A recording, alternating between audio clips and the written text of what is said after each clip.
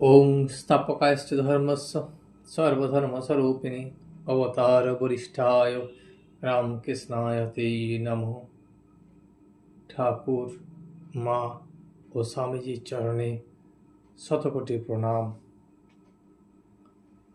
ঠাকুর শ্রী রামকৃষ্ণ অন্তর্মুখ। তার কাছে হীরানন্দ ও মাস্টার বসিয়া আছেন। ঘর নিস্তব্ধ। ঠাকুরের শরীরে আজ অশ্রুতপূর্ব যন্ত্রণা। ভক্তরা যখন এক একবার দেখেন তখন তাহাদের হৃদয় যেন বিদীর্ণ হয়। ঠাকুর কিন্তু সকলকেই ভুলাইয়া রাখিয়াছেন। তিনি বসিয়া আছেন যেন সহাস্য বদন। ভক্তেরা ফুল ও মালা আনিয়া দিয়াছেন। ঠাকুরের হৃদয়ের মধ্যে নারায়ণ, তিনি তাহারই বুঝি পূজা করিতেছেন। এই যে ফুল লইয়া মাথায় দিতেছেন, কণ্ঠে, হৃদয়ে, নাভিদেশে একটি বালক ফুল লইয়া যেমন খেলা করিতেছেন। ঠাকুরের যখন ঈশ্বরীয় ভাব উপস্থিত হয় তখন বলেন যে শরীরের মধ্যে মহাবায়ু ঊর্ধ্বগামী হইয়াছে, আর মহাবায়ু উঠিলে ঈশ্বরের অনুভূতি হয়। সর্বদাই তিনি এই কথা বলেন। এইবার মাস্টারের সহিত কথা কহিতেছেন। ঠাকুর মাস্টারকে বলিলেন, বায়ু যে কখন উঠছে জানি না, এখন বালক ভাব, তাই ফুল নিয়ে এইরকম করছি। কি দেখছি জানো, এই শরীরটা যেন বাখারি সাজানো কাপড় মোড়া, সেটা নড়ছে, আর ভিতরে একজন আছে বলে তাই নড়ছে। যেন কুমড়ো শ্বাস বিচি ফেলা, ভিতরে কামাদি আসক্তি কিছুই নাই, ভিতর সব পরিষ্কার। আর ঠাকুরের কথা বলতে খুব কষ্ট হইতেছে, বড় দুর্বল। মাস্টার তাড়াতাড়ি ঠাকুরকে বলিতে যাইতেছেন, একটা আন্দাজ করিয়া বলিতেছেন, আর অন্তরে ভগবান দেখছেন। ঠাকুর তখন বলিলেন, শুধু অন্তরে নয়, অন্তরে বাহিরে দুই দেখছি, যেন অখণ্ড সচ্চিদানন্দ। সচ্চিদানন্দ কেবল একটা খোল আশ্রয় করে এই খোলের অন্তরে বাহিরে রয়েছেন। আমি এইটি দেখছি। মাস্টার ও হীরানন্দ এই ব্রহ্মদর্শন কথা শুনিতেছেন। কিয়ৎক্ষণ পরে ঠাকুর তাহাদের দিকে দৃষ্টি করিয়া কথা কহিতেছেন। ঠাকুর আবার বলিলেন মাস্টার ও হীরানন্দকে, তোমাদের সব আত্মীয় বোধ হয়, কেউ পর বোধ হয় না। সব দেখছি এক একটা খোল নিয়ে মাথা নাড়ছে। দেখছি যখন তাতে মনের যোগ হয় তখন কষ্ট যেন একধারে পড়ে থাকে। এখন কেবল দেখছি একটা চামড়া ঢাকা অখণ্ড, আর এক পাশে গলার ঘাটা পড়ে রয়েছে। ঠাকুর আবার চুপ করিলেন। তার কিছুক্ষণ পরে আবার বলিতেছেন, জড়ের সত্তা চৈতন্য লয়, আর চৈতন্যের সত্তা জড় লয়। শরীরে রোগ হলে বোধহয় আমার রোগ হয়েছে। হীরানন্দ ওই কথাটি বুঝিবার জন্য আগ্রহ প্রকাশ করিলেন। তাই মাস্টার বলিতেছেন, গরম জলে হাত পুড়ে গেলে বলে জলে হাত পুড়ে গেল, কিন্তু তা নয়, আসলে হিটে হাত পুড়ে গেছে। হীরানন্দ ঠাকুরকে বলিলেন, আপনি বলুন কেন ভক্ত এত কষ্ট পায়? ঠাকুর তখন বলিলেন, সে তো দেহের কষ্ট। ঠাকুর আবার কি বলিবেন, উভয়ই অপেক্ষা করিতে লাগিলেন।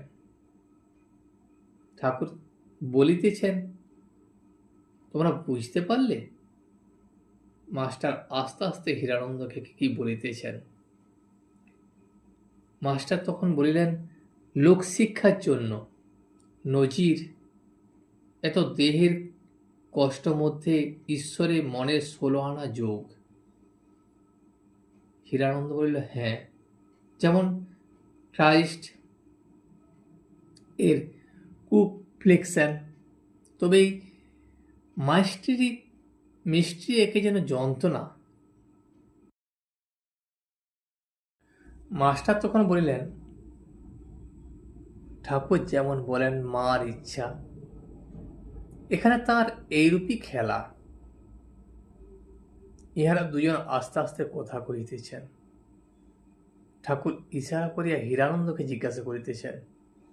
হীরানন্দ ইশারা বুঝিতে না পারাতে ঠাকুর আবার ইশারা করিয়া জিজ্ঞাসা করিতেছেন, ও কি বলছে? হীরানন্দ বলিল, ইনি লোকশিক্ষার কথা বলছেন। ঠাকুর তখন বলিলেন, ও কথা অনুমানের বই তো নয়, অবস্থা বদলাচ্ছে। মনে করেছি চৈতন্য হোক, সকলকে বলবো না। কলিতে পাপ বেশি, সেই সব পাপ এসে পড়ে। মাস্টার তখন হীরানন্দকে বলিল, সময় না দেখে বলবেন না, যার চৈতন্য হবার সময় হবে তাকে বলবেন।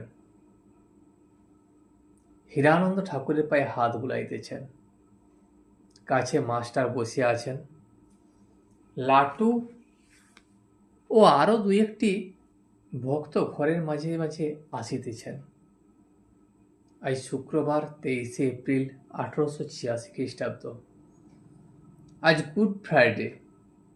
বেলা প্রায় 2 প্রহর, 1টা হইয়াছে। হীরানন্দ আজ এখানেই অন্নপ্রসাদ পাইয়াছেন। ঠাকুরের একান্ত ইচ্ছা হইয়াছিল যে হীরানন্দ এখানে থাকেন। হীরানন্দ পায়ে হাত বুলাইতে বুলাইতে ঠাকুরের সহিত কথা কহিতেছেন। সেই মিষ্ট কথা আর মুখ হাসি হাসি যেন বালককে বুঝাইতেছেন। ঠাকুর অসুস্থ, ডাক্তার তাকে সর্বদা দেখিতেছেন। হীরানন্দ তাকে বলিলেন, তা অত ভাবেন কেন? ডাক্তারে বিশ্বাস করলে নিশ্চিন্ত, আপনি তো বালক। ঠাকুর মাস্টারকে বলিলেন, ডাক্তারে বিশ্বাস কই? ডাক্তার সরকার বলেছিল সারবে না। তখন হীরানন্দ বলিল, তা অত ভাব না কেন, যা হবার হবে। মাস্টার তখন বলিল, উনি নিজের জন্য ভাবছেন না, ওর শরীর রক্ষা ভক্তির জন্য।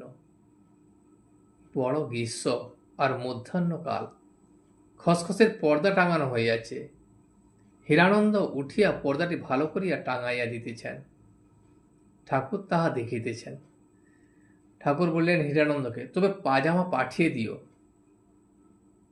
হীরানন্দ বলিয়াছিলেন, তাহাদের দেশের পাজামা পরিলে ঠাকুর আরামে থাকিবেন, তাই ঠাকুর স্মরণ করাইয়া দিতেছেন যেন তিনি পাজামা পাঠাইয়া দেন। হীরানন্দের খাওয়া ভালো হয় নাই, ভাত একটু চাল চাল ছিল। ঠাকুর শুনিয়া বড় দুঃখিত হইলেন, আর বারবার তাহাকে বলিতেছেন, জল খাবার খাবে।